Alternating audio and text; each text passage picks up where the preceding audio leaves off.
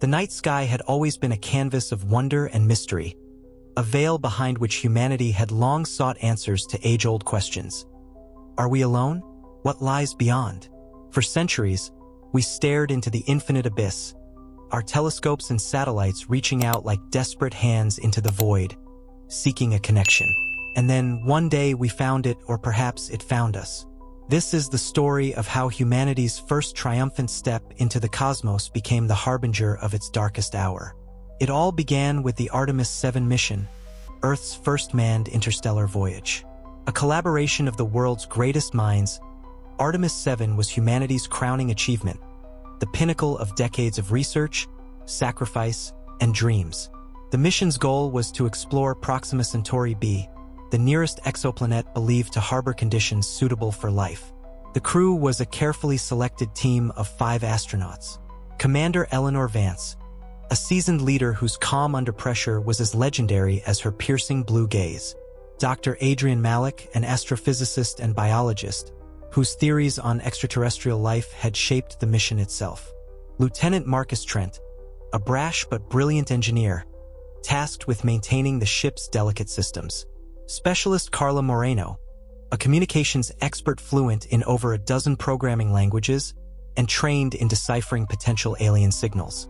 Pilot Connor Hayes, a daredevil with an instinctive knack for navigating the most perilous voids of space. When the Artemis VII left Earth's orbit, it carried not only the hopes of an entire species, but also a quiet, gnawing fear. Humanity had never ventured this far before, and the unknown was as terrifying as it was thrilling.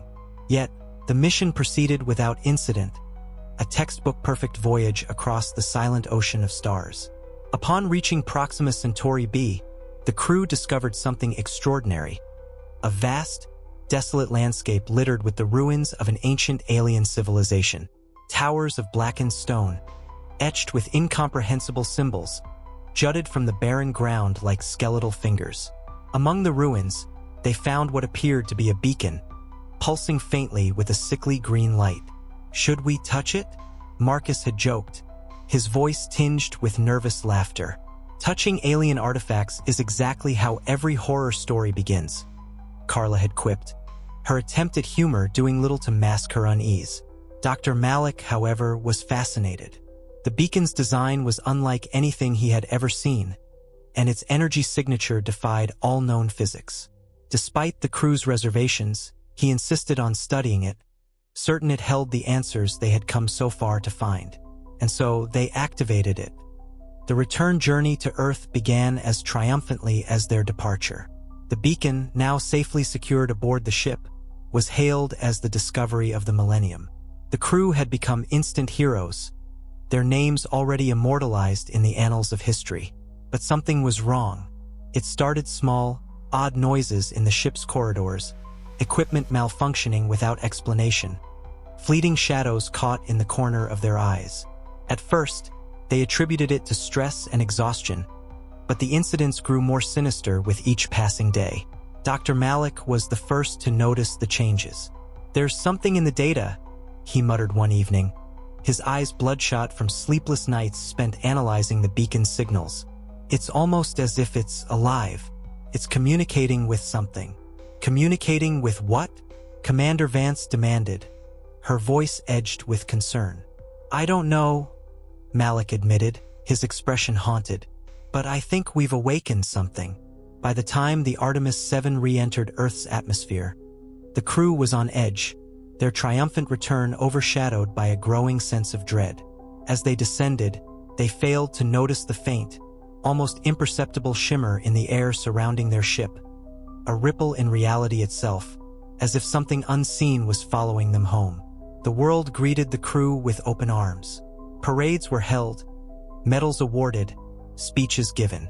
For a brief, shining moment, humanity united in celebration, its petty squabbles and divisions forgotten.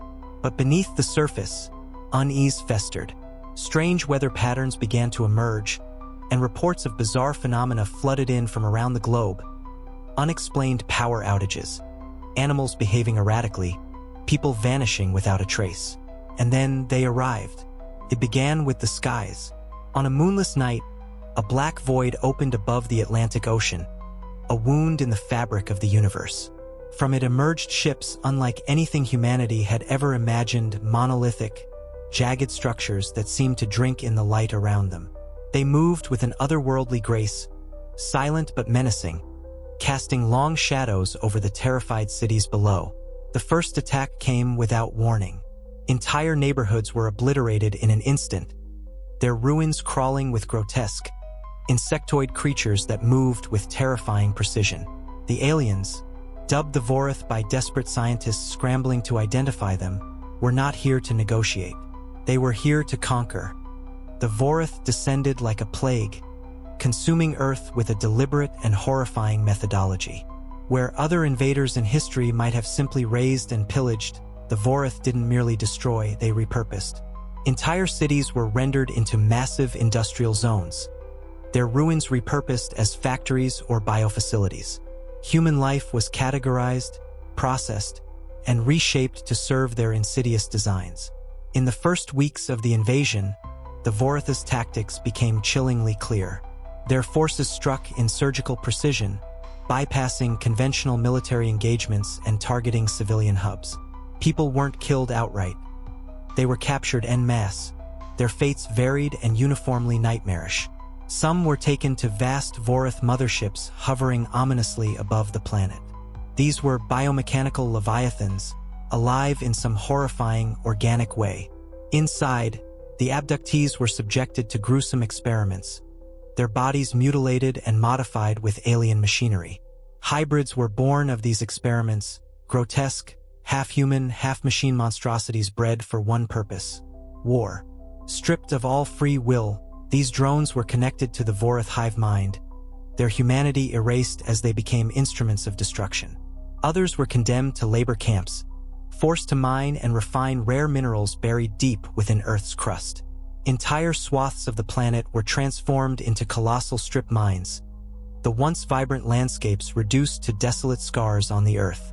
The Vorith needed these resources to fuel their conquest, their empire spanning light years beyond the stars. These mining colonies were hellish, overseen by Vorith sentinels, towering, insectoid creatures armed with energy whips that crackled with terrifying precision. The workers were expendable, their lives measured only in terms of productivity. Worse still were the breeding pens, hidden away in the Vorith's subterranean strongholds. Here, select humans were experimented on not for labor or combat but for reproduction. The Vorith were not interested in creating more humans, however. They sought to create new hybrid species, blasphemous fusions of their own kind and ours.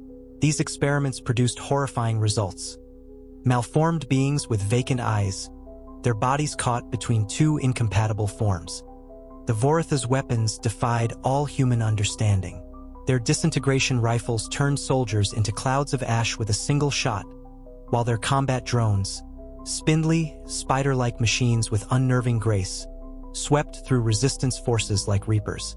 Even the most advanced human weapons, nuclear missiles, electromagnetic pulses, railguns, were useless against their energy shields, which seemed to bend space and time around them. Earth's greatest cities fell like dominoes. New York, London, Beijing, Tokyo, each was reduced to smoldering ruins in days. The Vorith's tactics were not driven by malice but by cold, calculated efficiency. Where humanity waged war with emotion and desperation, the Vorith operated like a machine, with no room for error or hesitation. Entire continents were conquered in weeks. Africa's rich mineral deposits were turned into Vorith strongholds. South America's rainforests were obliterated, replaced by vast Vorith biolabs. Asia's densely populated cities became harvest zones, their millions of residents vanishing overnight. The Vorith hive mind ensured their operations were perfectly synchronized. Every drone, every ship, every soldier acted as a single, unified organism. The hive mind was their greatest strength, and, as humanity would later discover, their only weakness. Amid the despair, a glimmer of hope began to emerge. Humanity had always been at its most resourceful when faced with extinction, and this time was no different. Across the globe, pockets of survivors began to organize, forming underground networks to evade the Vorith patrols. These resistance groups operated in the shadows, scavenging weapons and resources from Vorath battlefields and conducting hit-and-run attacks on supply lines. In the ruins of what was once Chicago, one of the largest resistance cells took shape. Led by Commander Eleanor Vance, the group consisted of former soldiers, engineers, scientists, and ordinary civilians who refused to surrender. Vance had survived the destruction of her hometown, and the loss of her family had hardened her resolve. She became a symbol of humanity's defiance, her name whispered like a prayer among the desperate and downtrodden. The resistance faced impossible odds. Vorath drones hunted them relentlessly, their hive mind detecting even the faintest trace of human activity. Yet, despite the constant threat, humanity began to fight back. Engineers and scientists worked tirelessly to reverse engineer captured Vorath technology. They discovered that the Vorath's energy shields, while impervious to conventional weaponry, could be disrupted by electromagnetic pulses tuned to specific frequencies. This discovery allowed the resistance to build crude EMP weapons, leveling the playing field ever so slightly. Among the Resistance's most valuable members was Dr. Adrian Malik, the man responsible for activating the beacon that had brought the Vorath to Earth. Racked with guilt, Malik had thrown himself into studying the Vorath's biology and technology, desperate to find a way to undo the damage he had caused. It was Malik who discovered the Vorath's Achilles heel, their hive mind. The Vorath's strength lay in their unity, their ability to think and act as one. But this also made them vulnerable. If the neural network connecting their hive mind could be disrupted, the entire Vorath operation would collapse. Their drones would lose coordination, their ships would fall silent, and their forces would be rendered impotent. This revelation became the foundation of the Resistance's most ambitious plan yet: to infiltrate a Vorath mothership and destroy the core of their hive mind. The mission was a suicide run, and everyone involved knew it. Commander Vance personally led the team, which included Malik, Lieutenant Marcus Trent, and a handful of resistance fighters. They commandeered a Vorath transport ship using a hacked hybrid drone as their pilot and set course for the nearest mothership, a behemoth hovering ominously over the ruins of Moscow. The infiltration was a harrowing ordeal. The Vorath mothership was a labyrinth of organic corridors and pulsating machinery, its interior alive with a sickening, fleshy quality. Vorath drones patrolled every corner, their alien senses attuned to the slightest disturbance. The team made their way to the hive mind's core, a pulsating orb of light suspended in a chamber that seemed to defy the laws of physics. Malik worked furiously to upload a virus into the core, a program designed to overload the neural network and sever the hive mind's connection. The Vorath discovered them before the upload was complete. A brutal battle ensued, with Vance and her team fighting desperately to hold off the swarm of drones descending upon them. One by one, the resistance fighters fell, their sacrifices buying Malik the time he needed to finish the upload. As the virus took effect, the hive mind's core began to collapse, its light flickering and dimming.